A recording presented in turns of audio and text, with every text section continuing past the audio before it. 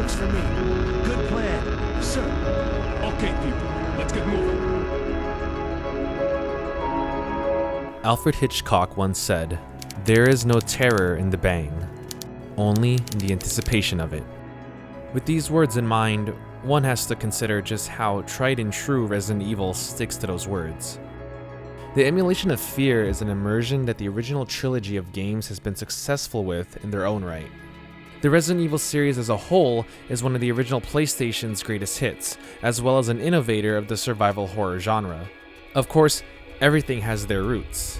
Games like Sweet Home and Alone in the Dark,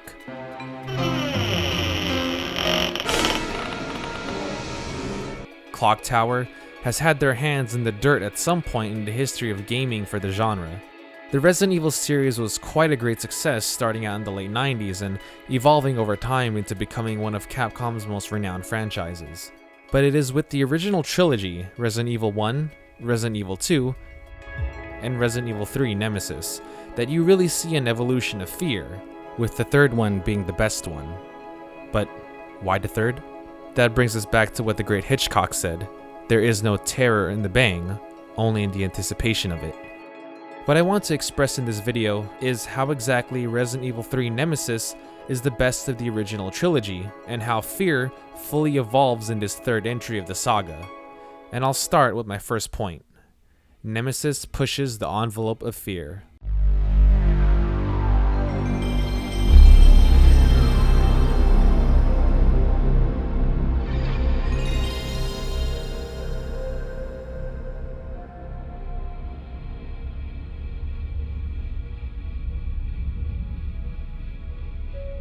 Nemesis was the main antagonist of the game.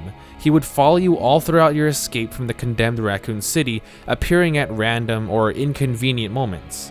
And although Mr. X was technically the first to do this back in Leon's B scenario in Resident Evil 2, that concept was never fully utilized to its full potential. So what do I mean when I say he pushes the envelope of fear? Well, consider this. Our first encounter with a terrifying monstrosity is just outside the Raccoon City Police Department. The very same police department from Resident Evil 2. Sure, the outside may look a tad different, but it's practically the same internally. Now, have you ever wondered why is it that it's the police station that the creators of the game had Nemesis appear? Why wasn't it at any other point? Why there? Why now? The reasoning is simple when really looking at it. The police station is already a familiar level. Of course, we don't know that it's the same layout until going through the very same doors and seeing the very same hall that we did in the previous game. So automatically, players have this sense of safety, of familiarity, that the main hall is a sort of resting zone. You take a step forward and realize that the horror isn't over yet though. You experience something that you didn't experience back in Resident Evil 2 after entering the building. In fact, it's something that other enemies in previous Resident Evil games typically don't do at all. Nemesis tries to open the door. You see Jill jump immediately out of her comfort zone, and the banging on the door treads on for a little while longer. Now, this is extremely important, but I'll get to its significance later. The thing to take note of though is that Nemesis immediately tries to strip you of your familiarity, of your safety. Will he break down the door?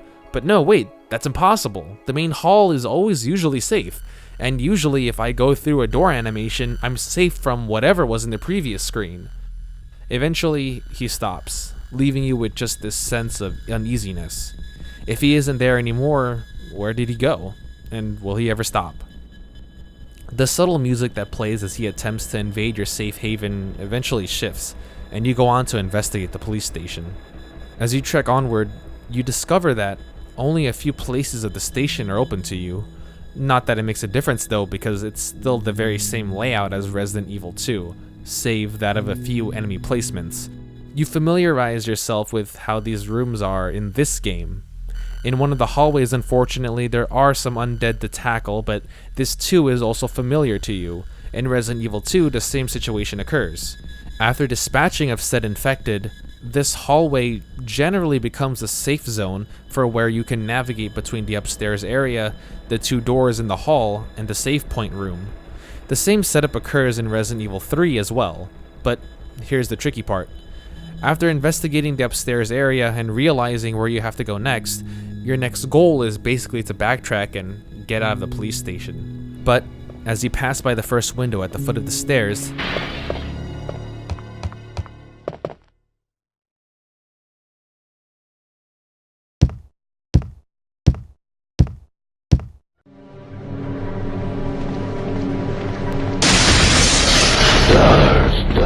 Nemesis comes breaking in, shattering said window into pieces, creating a jump scare.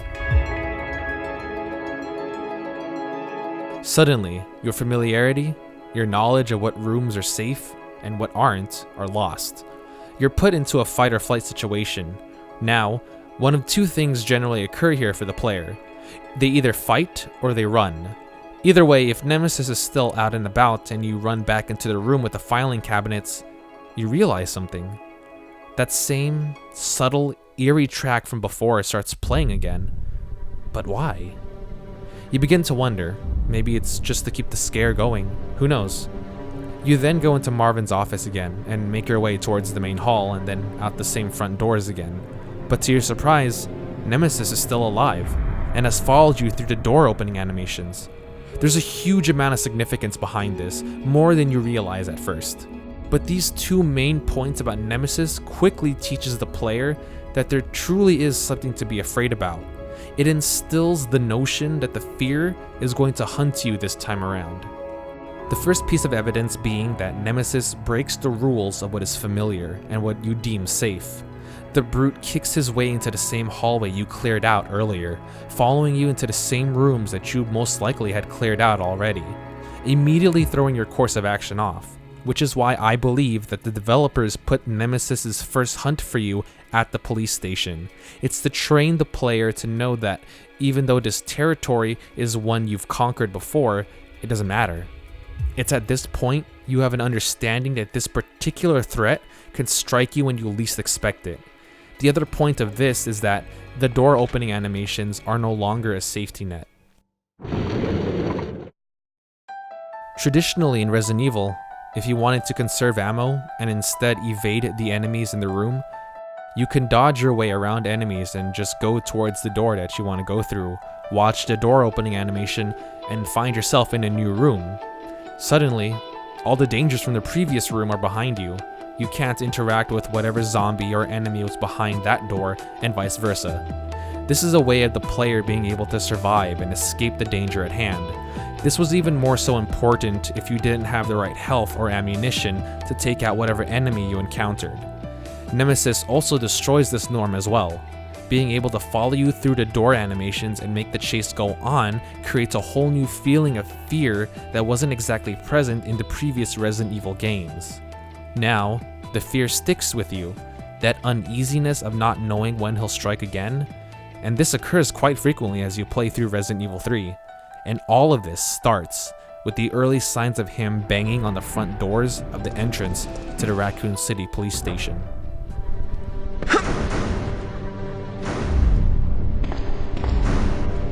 The second point that I'd like to make is that the fear of Nemesis is synced with our need for survival, which is in turn synced to Jill's resolve to survive in the story. It was Raccoon City's last chance, and my last chance. My last escape. Although Resident Evil 3 isn't particularly heavy with the weight of the story, the goal and the theme is obvious from the start. Resident Evil 3 Nemesis is about survival. From the beginning, Jill struggles to keep herself alive while she looks for a way out of the city. Even in the beginning monologue, she says it to herself, sounding surprised that she's managed to make it this far. Her resolve is even more so highlighted when contrasted with the civilian in the very start of the game. There is contrast between these two characters, an antithesis of what's important here with this man in the brown jacket. What do you think you're talking about? I just lost my daughter out there! How dare you tell me to go back outside? I'm sorry about your daughter, but there isn't gonna be any rescue. We have to get out of here! His sanity lost and his will to survive shot. Instead of doing the smart thing and escaping, he hides inside the back of a truck. Jill's goal is clear from the get-go. Now, the scene when she meets up with Brad before his inevitable demise is also something to take note of. The fear exemplified by Brad is astonishing, and yet confusing at the time of their conversation. We don't really understand what he's so worked up about, but nevertheless, Brad's message becomes clear. There's no way we're going to survive against whatever it is that's chasing him. He's after STARS members. There's no escape.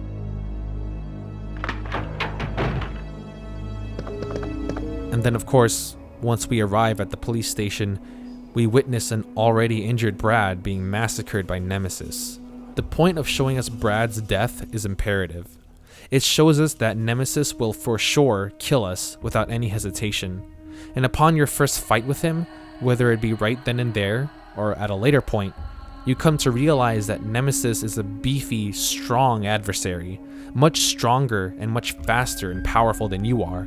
This, combined with my earlier point about him striking you when your guard is down, are powerful agents of fear. We naturally are afraid of Nemesis since he hits so hard and can kill us easily, and if he were to strike us when we were down on ammunition or health, it would be very bad for us as the player. Thus, we have this need to run away and to survive. Because of this organic and visceral level of fear, we become synced with Jill's own fear of dying by the hands of Nemesis as well, and not being able to survive.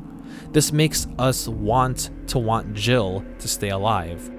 It makes us align our goals and needs with the characters to have simultaneous motivations with the character and player so that we may want to play the game. And that is a strong, yet somewhat subtle effect that Nemesis has on us. Combine this with the fact that Resident Evil has always had a punishing death system, and it makes the game all that much more ingenious.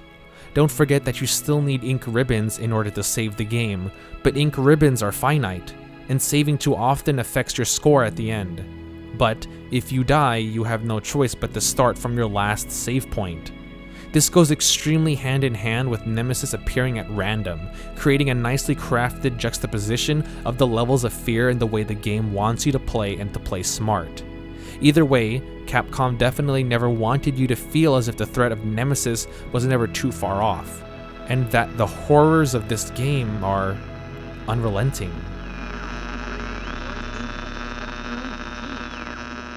But there isn't gonna be any rescue. We have to get out of here. He's coming for us.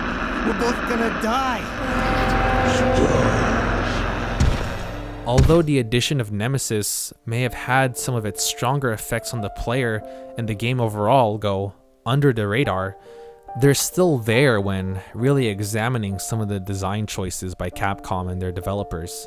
They chose to put Nemesis in a place we've been to already, and to have him stomping his way into places where he shouldn't be was a nice touch to let us as the player know that this monster is something to be afraid of, that he'll strip you of your moment's reprieve, that there will be moments you can't put your guard down at all, and this exemplifies the third game as how they've anteed up their fear factors and why you should be afraid.